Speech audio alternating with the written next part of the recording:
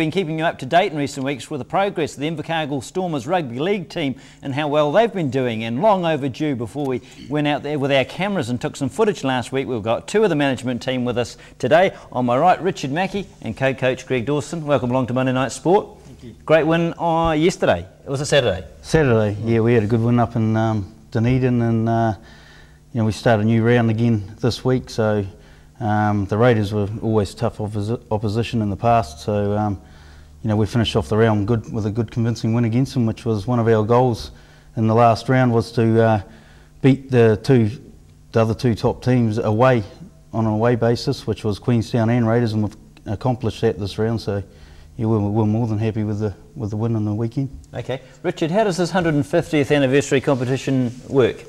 Well, it's actually it's just Otago-Southland 150th anniversary, and it's just we're in the competition for this season, and hopefully we'll get our competition going at the end of it.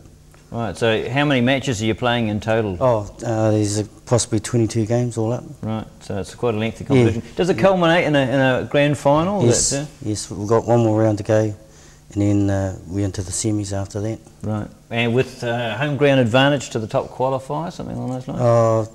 Well, we might get a semi-final berth. And I think the final will be played in Otago. Okay. Yeah. Right. We've got some footage of last week's match, which we recorded out at Centre Point. Tell us perhaps about some of the players that we're looking at and how they've performed over the season.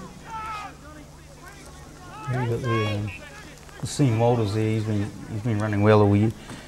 Our forward's a pretty strong forward pack there, and I think that's Matty Hinger taking the ball up. But Stacey Russell, another one of our strength in the forward pack. Plenty of experience with him and Sean, and but our defence, I think this year we've been working on, quite good, and we're having those big forwards up front have helped us get to go forward against these teams. You've got quite a lengthy unbeaten run, is that right? If I've kept track of it. Yeah, I think. Yeah, we haven't had a loss since the first round. Yeah. Has the team steadily improved throughout? Do you think it's just been a steady progression of moving from one step to the next? Well, I think mainly too is like the players are starting to gel a bit more together now, which is helping the team, because coming from those separate clubs and that to start with is, it took a while for them to gel together, but we can see it in the players now gelling together, and yeah, I think they're just getting better each game. The more we get to know each other's play and that. Do you think the Otago-Southland competition's got a future as a long-term, rather than just this anniversary year? Because it seems that you've got some well-matched teams across the two provinces. Well, we sort of hope so that this year won't be the only year. Maybe next year we can still, be there and hopefully have our competition at the end of it.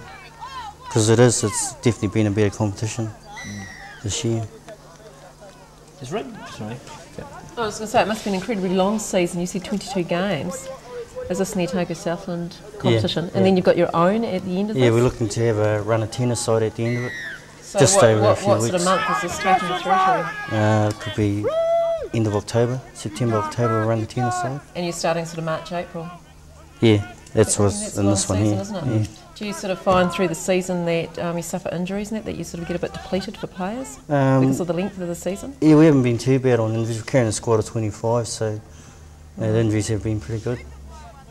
Where's the base of rugby league in Southland? Is it played much in schools down here? Well, we're trying to develop the game in the high schools. We're competing against rugby a fair bit, I think. Maybe an option we got next year was, maybe look at bringing the schoolboy competition in after the rugby season, maybe, and help develop our numbers there. But we also want to look at trying to develop in the primaries and intermediates. It's just something we're trying to rebuild as in rugby league, and the development side of it's very important, of course, and we want to try and concentrate on that next year. Of course, you want to build up numbers for your club competition from schools. So, how many actual club teams would be playing in the Invercargill area?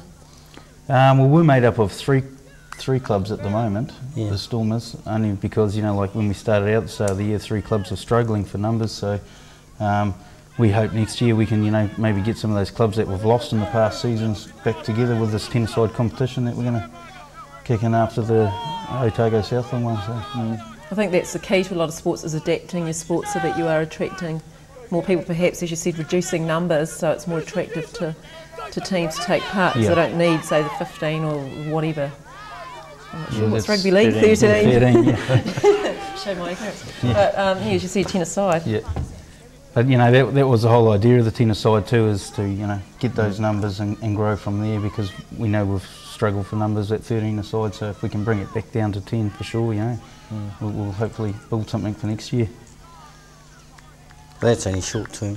10-a-side's only short term, and you know, we want to stick to the 13-a-side game. Yeah. How's the support level been from the locals when you've played at home? There's a fair few people there last Saturday.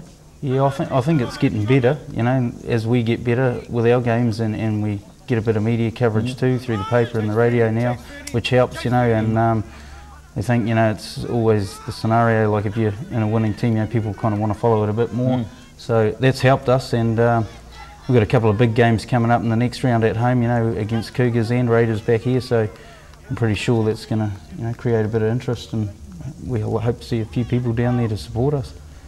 Sometimes you're the only good news that we've had on the sports news, so yeah, you've done a good job in keeping the profile up.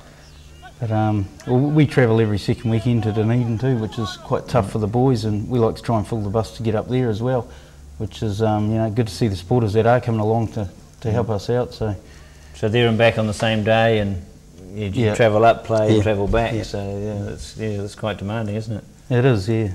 But we're getting through it, and the boys are doing their own fundraising and that to get us up there on the bus. So they've done a good job. And you have a big sponsor behind the team yet, or? No, well, at the moment, Rotor and Panel and Paint is our sponsor. So yeah, but other than that, we've just been, you know, with the help of the 3 clubs that are involved too, they've been helping out. But yeah, it's been hard, but we're getting there. You know, we're at the top of the table now, so we're quite happy with that. It makes you feel even better still. Well, it's been worth it, eh? We've got to stay there now. Terrific. All right, we'll keep close tabs on you, and if you reach those semis, perhaps some extensive coverage, and keep us informed. All right, look forward to having you back sometime. Thanks for coming in. Thanks very much. Okay, time to take a break. We'll be back with some more in just in a minute.